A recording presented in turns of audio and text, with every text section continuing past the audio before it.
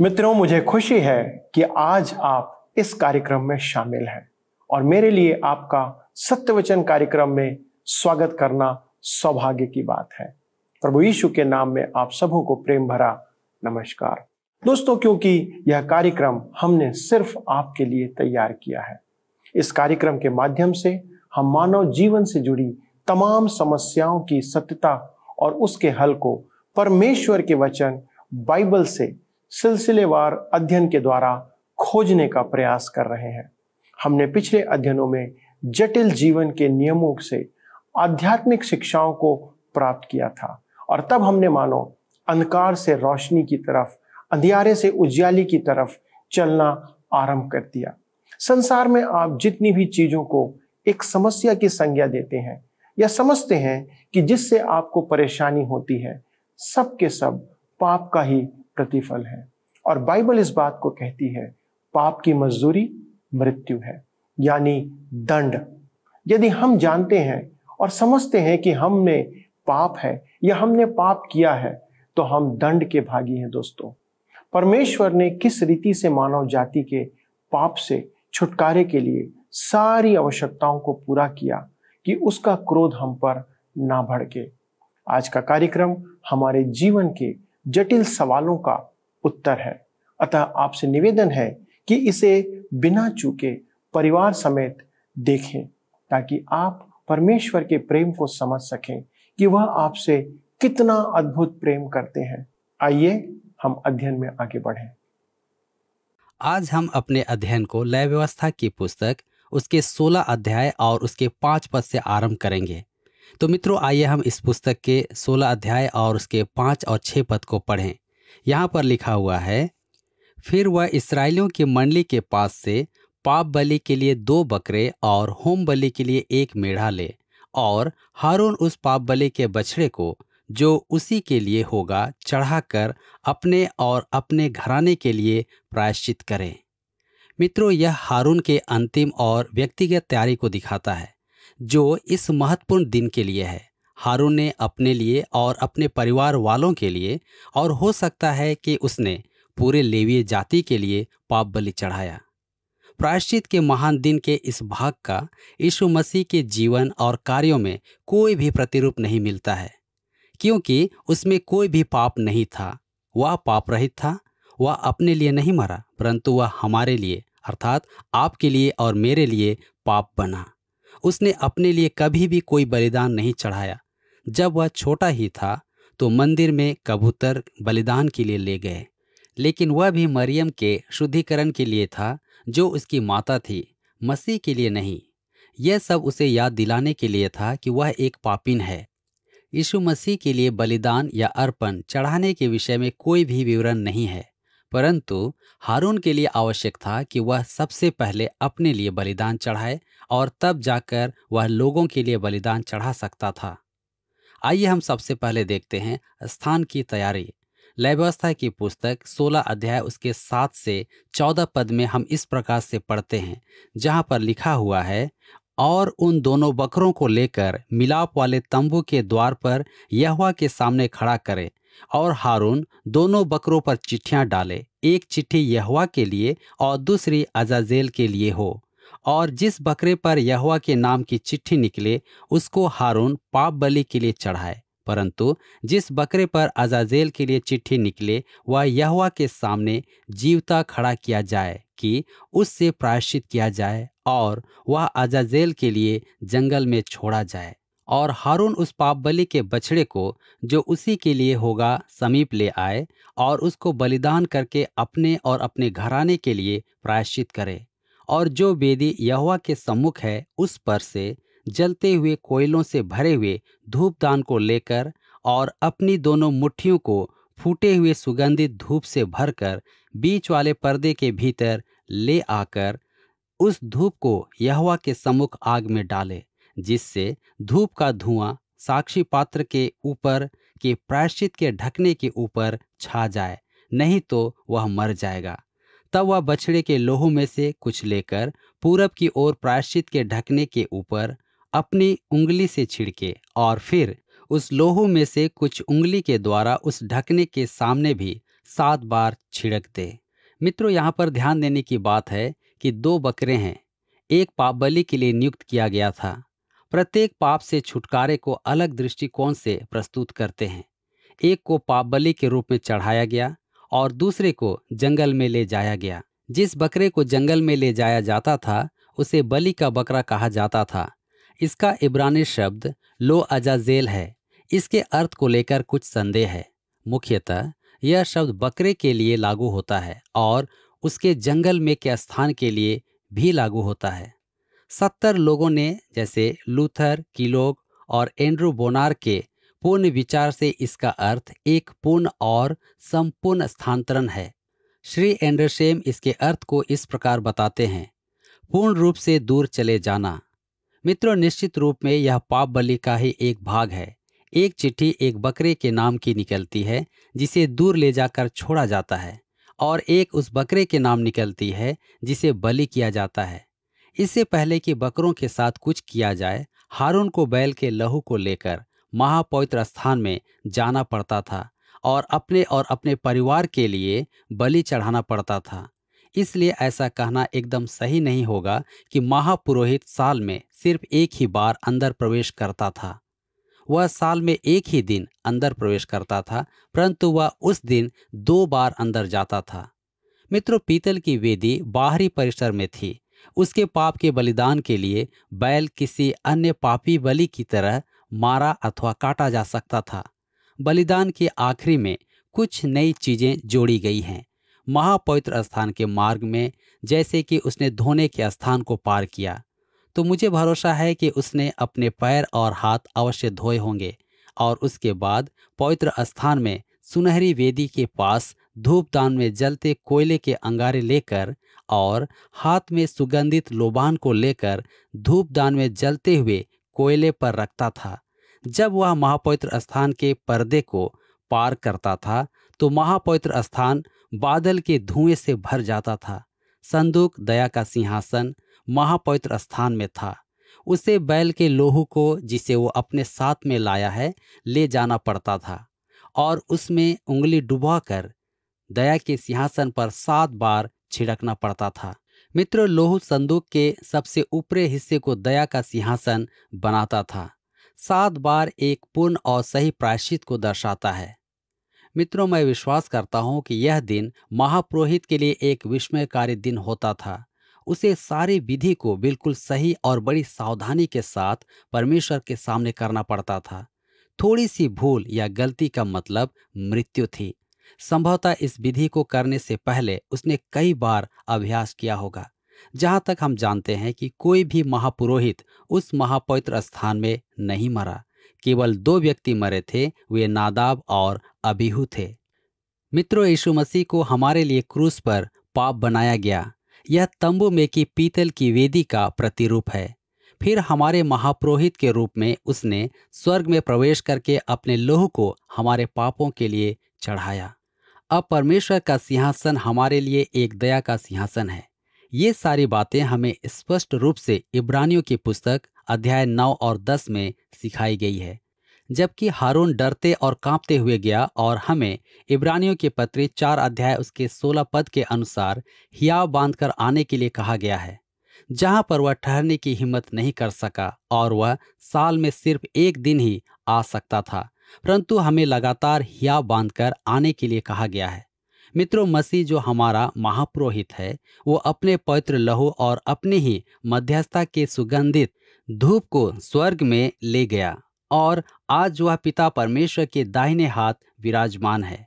मित्रों, हारून के अपने और अपने परिवार के लिए जाने के बाद उसे लोगों के लिए महापवित्र स्थान में जाना था।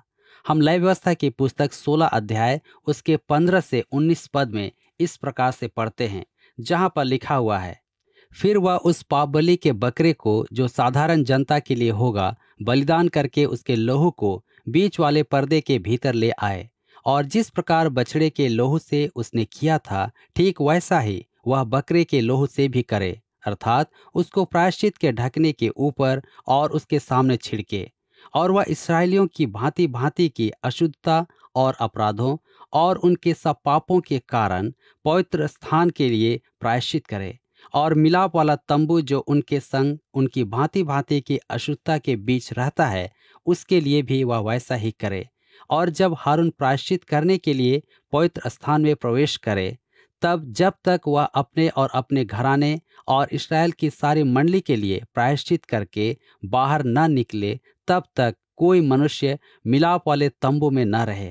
फिर यह निकलकर उस वेदी के पास जो यहोवा के सामने है जाए और उसके लिए प्रायश्चित करे, अर्थात बछड़े के लोहू और बकरे के लोहू दोनों में से कुछ लेकर उस वेदी के चारों कोनों के सींगों पर लगाए, और उस लोहू में से कुछ अपनी उंगली के द्वारा 7 बार उस पर छिड़क कर उसे इस्राएलियों की भांति भांति की अशुद्धता छुड़ाकर शुद्ध और पवित्र करे। मित्रों, अब यहाँ पर हारून अपने और अपने परिवार के लिए ही नहीं, परंतु इस्राएल की संतान के लिए अंदर जाता है। यह सब कुछ उनके अपराध और उनके अशुद्धता के कारण किया गया। हारून के लिए जैसे बैल की बलि की जाती थी, उसी प्रकार बकरे की बलि करने की ही एक ही विधि थी। वह पहले के समान महापवित्र स्थान में जाता है, परंतु अब प्रायश्चित स्वयं ही पवित्र स्थान को ढक देता है। यह इस्राएलियों के दूषण के कारण हुआ। यहाँ तक कि पीतल की वेदी को भी लोहू लगाना आवश्यक था, क्योंकि यहीं पर इस्राएली के पापियों की स्वीकृति और प्रायश्चित किया जाता था। यह लोगों के पापों के कारण दूषित हो गया था। मित्रों, यह सब कुछ हमें उसका स्मरण दिलाने के लिए है जो हमारे लिए क्रूस पर मरा। यह क्रूस नहीं है जो महत्वपूर्ण है, परंतु महत्वपूर्ण वह है जो क्रूस पर मरा। पहला पतरस की पत्री 1 अध्याय उसके 18 और 19 पद में हम पढ़ते हैं, क्योंकि तुम जानते हो कि तुम्हारा निकम्मा चाल चलन जो बाप दादों से चला आता है, उससे तुम्हारा छुटकारा चांदी सोने अर्थात नाशमान वस्तुओं से नहीं हुआ, पर निर्दोष और निष्कलंक मेमने अर्थात मसीह के बहुमूल्य लहू के द्वारा हुआ है। मित्रों, ये सभी अनुष्ठान धर्म विधि बैल और बकरों की लोहू की अपर्याप्तता को प्रकट करते हैं। इब्रानियों की पत्री उसके 9 अध्याय और उसके 23 पद में हम इस प्रकार से पढ़ते हैं, इसलिए अवश्य है कि स्वर्ग में की वस्तुओं के प्रतिरूप इनके द्वारा शुद्ध किए जाएं, पर स्वर्ग में की वस्तुएं आप इनसे उत्तम बलिदानों के द्वारा। मैं विश्वास करता हूं कि स्वर्ग में प्रभु यीशु मसीह ने साक्षात रूप से लहू अर्पित किया, जिसे उसने तंबू के महापवित्र स्थान में चढ़ाया, जो एक प्रतिरूप था, और उसने महापवित्र स्थान में उसे सहा। अब मैं कुछ लोगों को जानता हूं जो लहू के बारे में सुनना नहीं चाहते हैं और इस प्रकार के शाब्दिक व्याख्या को वे अशोभित कहते हैं।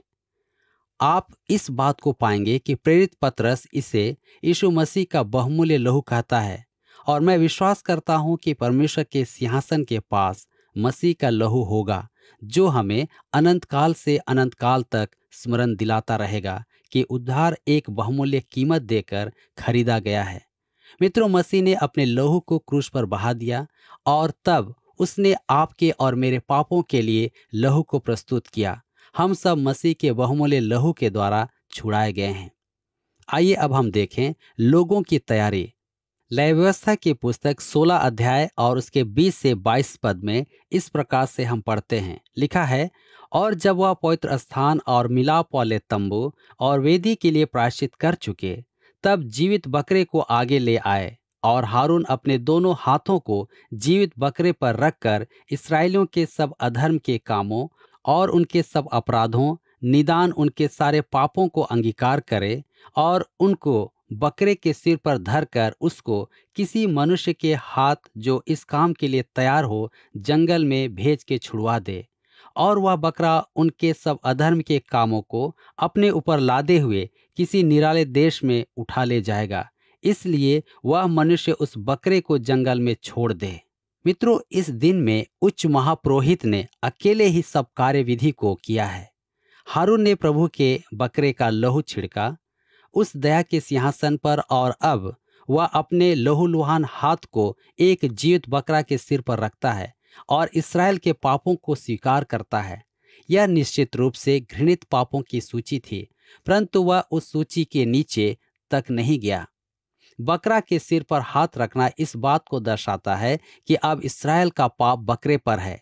मसीह के बारे में यशायाह नबी की पुस्तक 53 अध्याय उसके 6 पद में कहा गया है, परमेश्वर ने हम सबों के अधर्म का बोझ उसी पर लाद दिया।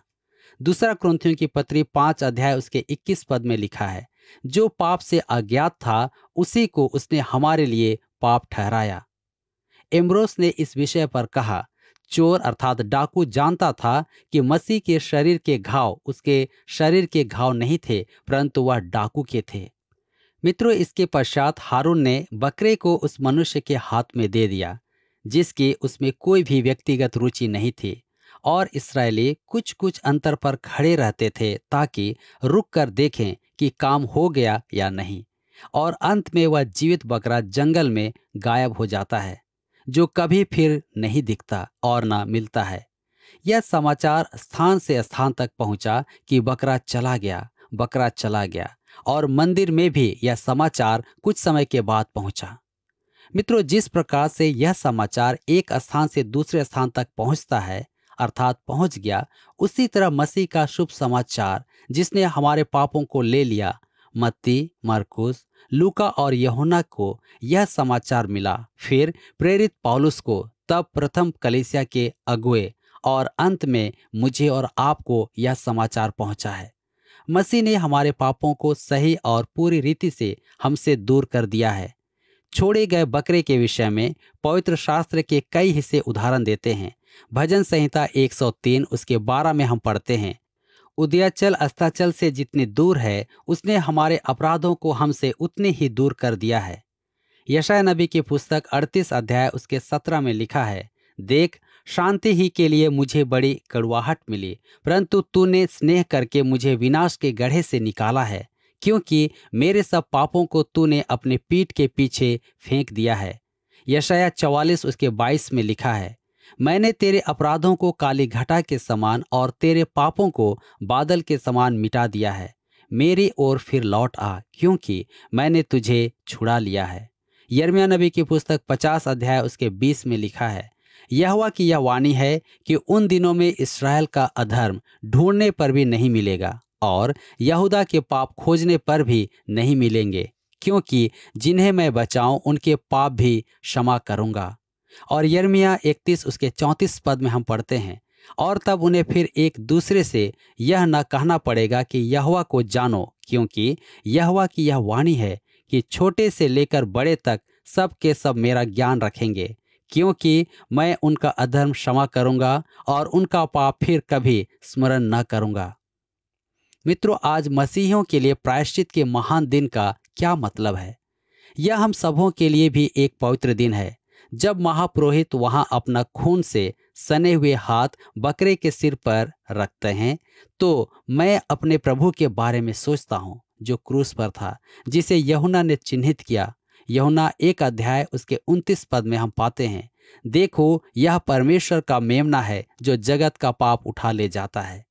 और पहला यूहन्ना 1 अध्याय उसके 7 में लिखा है, पर यदि जैसा वह ज्योति में है वैसे हम भी ज्योति में चलें तो एक दूसरे से सहभागिता रखते हैं, और उसके पुत्र यीशु का लहू हमें सब पापों से शुद्ध करता है। डीन ला ने इसके विषय में बहुत अच्छा कहा है, विश्वास हमारे पापों को स्थानांतरित करता है और मसीह उन्हें दूर करता है और परमेश्वर उन्हें भूलता है। आगे हम लय व्यवस्था की पुस्तक 16 अध्याय उसके 23 और 24 पद में पढ़ते हैं, जहां पर लिखा हुआ है, तब हारून मिलाप वाले तंबू में आए, और जिस सनी के वस्त्रों को पहने हुए उसने पवित्र स्थान में प्रवेश किया था उन्हें उतार कर वहीं पर रख दे। फिर वह किसी पवित्र स्थान में जल से स्नान कर अपने निज वस्त्र पहन ले और बाहर जाकर अपने होम बलि और साधारण जनता के होम बलि को चढ़ाकर अपने और जनता के लिए प्रायश्चित करे। मित्रों, प्रायश्चित के महान दिन की धर्म विधि अब पूर्ण हो चुकी है। मैं बिना अनादर किए कहना चाहता हूं कि हारून के लिए अब सिर्फ धोने का काम बाकी रह गया था। यह मसीह में कोई भी प्रतिपक्ष नहीं पाता है। जब उसका कार्य समाप्त हो गया तो वह परमेश्वर की दाहिने हाथ जा बैठा, परंतु हारून अगले वर्ष तक पवित्र स्थान में प्रवेश करने की हिम्मत नहीं कर पाया। परंतु हमारा प्रभु पिता की उपस्थिति में बैठता है, क्योंकि अब उसमें कोई भी पाप का दोष नहीं है। फिर भी उसने सब पापों को क्रूस पर उठा लिया। मित्रों, पद 25 कहता है कि पाप बलि की चर्बी अग्नि बलि की जैसी मानी जाती थी। यह मसीह के व्यक्तित्व की रक्षा करती है, जबकि वह हमारे लिए पाप ठहराया गया अर्थात बनाया गया। हम लय व्यवस्था की पुस्तक 16 अध्याय उसके 26 से 28 पद में पढ़ते हैं, और जो मनुष्य बकरे को अजाजेल के लिए छोड़कर आए, वह भी अपने वस्त्रों को धोए और जल में स्नान करे और तब छावनी में प्रवेश करे। और पाप बलि का बछड़ा और पाप बलि का बकरा भी, जिनका लहू पवित्र स्थान में प्रायश्चित करने के लिए पहुंचाया जाए, वे दोनों छावनी से बाहर पहुंचाया जाए और उनका चमड़ा, मांस और गोबर आग में जला दिया जाए। और जो उनको जलाए वह अपने वस्त्रों को धोए और जल से स्नान करे और इसके बाद वह छावनी में प्रवेश करने पाए। मित्रों, हम देखते हैं कि जो व्यक्ति बकरे को लेकर जंगल में गया था, वह उस जीवित बकरे के साथ संपर्क में आने के कारण दूषित हो गया और उसे आवश्यक है कि वह अपने वस्त्रों को धोए और स्नान करे। बैल और बकरे की लोथ को बिना किसी दल के लिया और जला दिया गया, और जिन लोगों ने इस कार्य को किया उन्हें अपने को धोने की आवश्यकता थी। मित्रों, आपको बताना चाहता हूं कि परमेश्वर इन लोगों को इस सत्य के साथ प्रभावित कर रहे थे कि वे पापी थे, एक खोए हुए पापी। वह उन्हें दिखा रहे हैं कि वह पवित्र हैं और वे पापी हैं, जो परमेश्वर से उन्हें अलग करता है। मित्रों, हम पाप के द्वारा परमेश्वर से अलग किए जाते हैं, परंतु मसीह हमारे लिए मरा। जब उसने पवित्र स्थान में अपने ही लहू के साथ प्रवेश किया, तो उसने हमारे सब पापों को हमसे दूर कर दिया। क्योंकि हम लय व्यवस्था की पुस्तक 16 अध्याय उसके 29 से 34 पद में पढ़ते हैं, और तुम लोगों के लिए यह सदा की विधि होगी कि 7वें महीने के 10वें दिन को तुम अपने अपने जीव को दुख देना, और उस दिन कोई, चाहे वह तुम्हारे निज देश का हो, चाहे तुम्हारे बीच रहने वाला कोई परदेशी हो, कोई भी किसी प्रकार का कामकाज न करे, क्योंकि उस दिन तुम्हें शुद्ध करने के लिए तुम्हारे निमित्त प्रायश्चित किया जाएगा, और तुम अपने पापों से यहोवा के सम्मुख पवित्र ठहरोगे। यह तुम्हारे लिए परम विश्राम का दिन ठहरे, और तुम उस दिन अपने अपने जीव को दुख देना। यह सदा की विधि है। और जिसका अपने पिता के स्थान पर याजक पद के लिए अभिषेक और संस्कार किया जाए, वह याजक प्रायश्चित किया करे, अर्थात वह सनी के पवित्र वस्त्रों को पहनकर पवित्र स्थान और मिलाप वाले तंबू और वेदी के लिए प्रायश्चित करे, और याजकों के और मंडली के सब लोगों के लिए भी प्रायश्चित करे। और यह तुम्हारे लिए सदा की विधि होगी कि इस्राएलियों के लिए प्रतिवर्ष एक बार तुम्हारे सारे पापों के लिए प्रायश्चित किया जाए, यहोवा की इस आज्ञा के अनुसार जो उसने मूसा को दी थी, हारून ने किया। मित्रों, प्रायश्चित का दिन ही एक ऐसा दिन है जिसे परमेश्वर ने अपने लोगों को शोक और उपवास करने के लिए दिया। इस दिन आप किसी को शुभ योम किप्पोर या प्रसन्नचित योम किप्पोर नहीं कहते हैं, क्योंकि इस दिन को मनाने का यह एक तरीका नहीं था। यही वह दिन था जिसमें पाप के कारण आत्मा को कष्ट पहुंचता था। यह पाप के लिए शोक करना था, और यही पुराने नियम में उपवास का आधार भी है। मित्रों, इस दिन का पालन करना था जब तक कि स्थायी और अनंत बलिदान पाप के लिए नहीं आ गया। यह मसीह यीशु के द्वारा उसकी मृत्यु में पूरा हो गया। क्या आपको यह कार्यक्रम पसंद आया? अभी हमें एक मिस कॉल करें और आप अगले विजेता हो सकते हैं।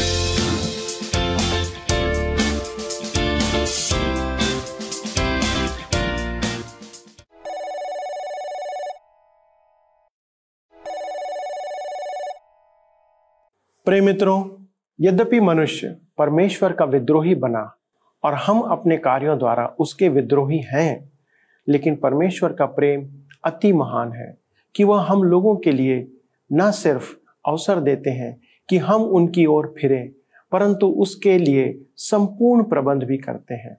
परमेश्वर ने प्रभु यीशु के द्वारा हम सब के लिए न सिर्फ महायाजकीय कार्य को पूरा किया, परंतु स्वयं हमारे लिए प्रायश्चित बन गए, ताकि हमारे ऊपर लगे पाप के दंड के कोप को शांत कर सके।